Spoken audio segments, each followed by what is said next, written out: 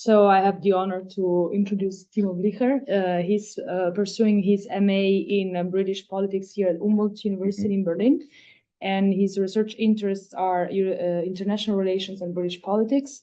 He also has experience as civil servant in the Netherlands and as a research assistant at King's College in London, which gave him already both academic and practical experience in politics and policy. And today you're presenting your paper, which examines which explore the European identity through the lens of the history of the Charlemagne Prize. So yes. Now you can start your presentation. Well, thank you for that introduction. And I have to see if I can either look in the room or at the camera, but I'm sure I'll manage. I think the camera moves to you when you do those people who speak. So. We are dealing with no less than the renewal of the Carolingian Empire on a democratic, federal, and social basis. It was with these words that the first Charlemagne Prize was awarded in 1950 to Count Richard Coudenhove-Kalergi, the founder of the Pan-European movement. Ever since, the prize has been awarded 65 times in the last 75 years, and it is often awarded to the individual who has contributed the most to European unification. The prize is named after Emperor Charlemagne, often referred to on the Karlspreis website itself as well as the first unifier of Europe or the father of Europe. Now, this tells us a lot about European self-referential identity and the ways in which Europe still tries to grapple with what it really means to be European today. For, after all, the European Union is very much an imagined community as outlined by Benedict Anderson in his book. I saw in this paper argue that there is no singular European identity, just as there is no singular European nation. There is rather a more fluid identity that moves with the times. For, after all, the Carolingian Europe of the Middle Ages is not the European Union. The empire of Charlemagne did not reach below the Pyrenees, nor did it ever stretch eastward into Eastern Europe. The present-day European Union does, however. And so what worth would this Carolingian connection have to countries east of the Oder? But first, for those of you who didn't pay attention in school, I shall expand on the history first. Who was Emperor Charlemagne? Known throughout his former empire as Charlemagne, Karel der Große, or Karel the Grote, depending on where you live, Emperor Charlemagne was a Frankish king and Holy Roman Emperor who reigned between the dates you see on the screen now. And he was crowned Emperor of the Holy Roman Empire in the year 800, often thought of as the first iteration of a united Germany. And then we have something very interesting, a Frankish proto-French king becoming the first ruler of a unified Germany. Here we see the territoriality of Charlemagne, which will play a crucial role in his worth for the European project, because this is, in a sense, the first Franco-German connection we can make. The irony, this historical irony, was not lost on many throughout history, which produced some awkward moments, such as when the Nazis named a battalion of French collaborators the SS Charlemagne division. Nevertheless, this could not diminish Charlemagne's European credentials, and he returned as a European connecting figure when the European coal and steel community was created. For if we were to overlay a map of, here is the Carolingian Empire, and here is the coal and steel community. Very similar, even down to some arbitrary division between what would be East and West Germany. Therefore, Charlemagne would forever become a European emperor of a shared European culture. Well, what European culture was this? A common Carolingian Christian culture. This is best exemplified, I believe, in the words of Salvador de Madariaga, who won the Charlemagne Prize in 1972. Salvador spoke of 4 European Charleses who embody what it is to be a true European. And I can bet that none of you can guess which Charleses these are.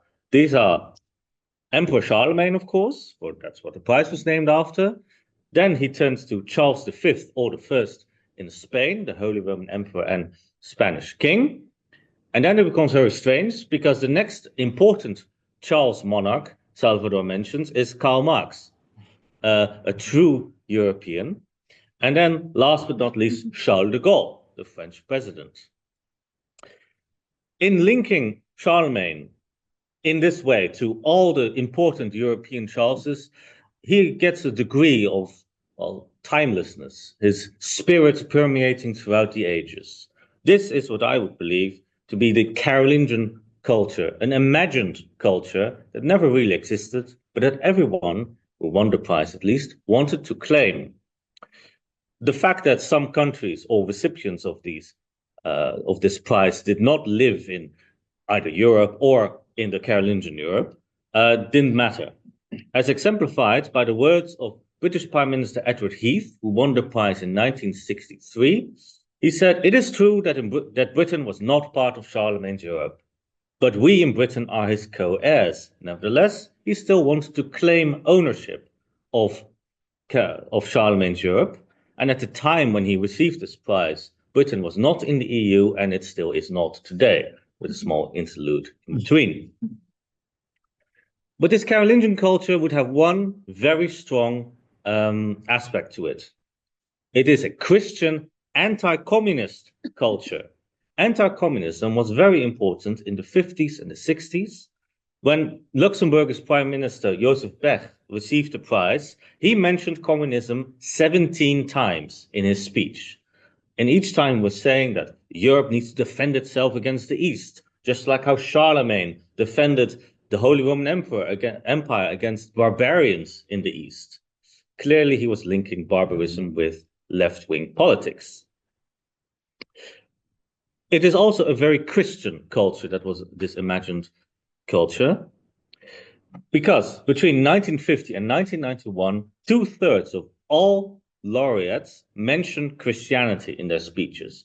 This Christian thread was very important, for after all, Charlemagne was the Holy Roman Emperor, not just a Roman Emperor. By far the most Christian winner of the Charlemagne Prize was Pope John Paul II. He mentioned that Europe owes Charlemagne a great debt. His focus in his speech was on the spiritual heritage of Charlemagne.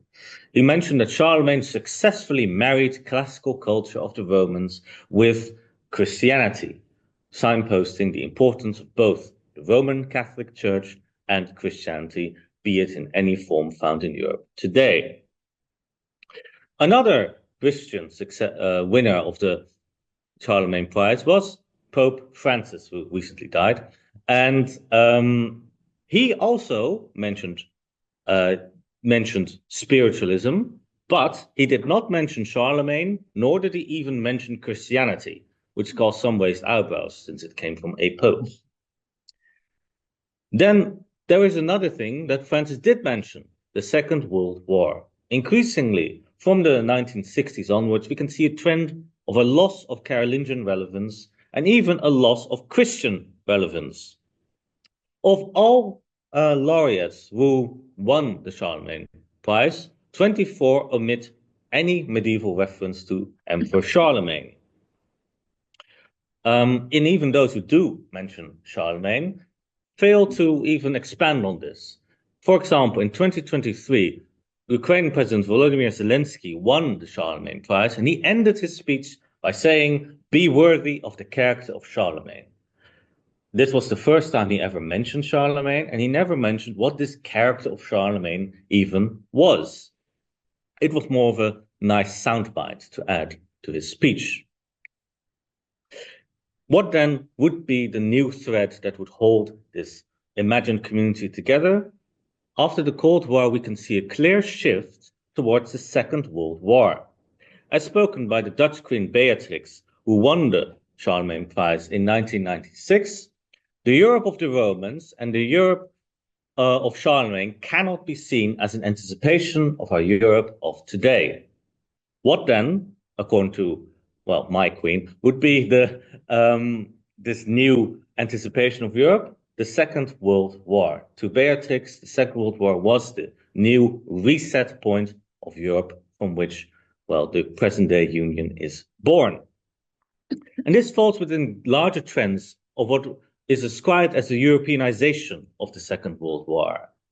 We can see quite clearly a loss of a shared imagined culture, be it the Carolingian culture, and a shift to rather shared memory. Now, this is much to do with the enlargement of the European Union. As the European Union moved eastward into Poland and Hungary and other countries that were not part of Carolingian Europe, there would be need to shift to another imagined shared tale. And well, all of Europe experienced the Second World War, so that would have been an easy point of reference. Europe, therefore, became more pronounced as a peace project rather than a cultural project. In the words of Wolfgang Schäuble, who won the prize in 2012, he said that the European Union is a work of peace, first and foremost. To round off, there is, however, one laureate who did not mention Charlemagne nor the Second World War even once in their speech, and that was German Chancellor Angela Merkel in 2008. Instead, she turned to the 4 common ideals of Europe. These are a sense of home, knowledge of art and science, reflecting on your own history, and a common set of values. He never mentioned what these values were, but a common set nonetheless. Now, I think that this is being very vague, perhaps deliberately so, because I think that none of these values are uniquely European. I believe Brazilians also have a sense of home. Russians would also reflect, maybe not, but on their sense of history.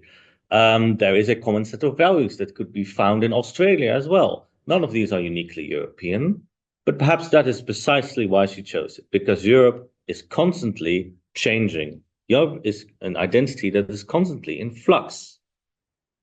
Now, perhaps, applause started early,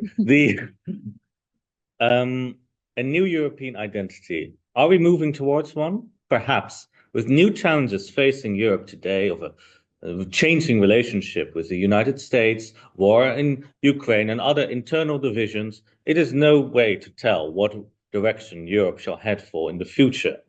As more and more memories of the Second World War fade away, and those who experienced it also fade away from our lives, what worth would this Second World War shift have on Europe? Could we move towards a new shared identity?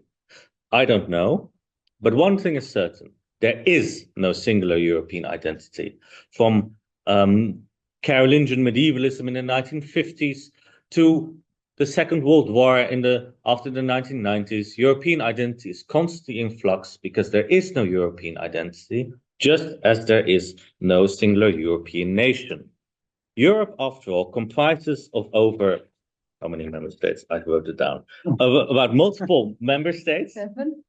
Each with their own unique histories, their own cultures, and their own unique sense of being. And is it not in this diversity precisely that we can find the most apt description of European identity? Thank you.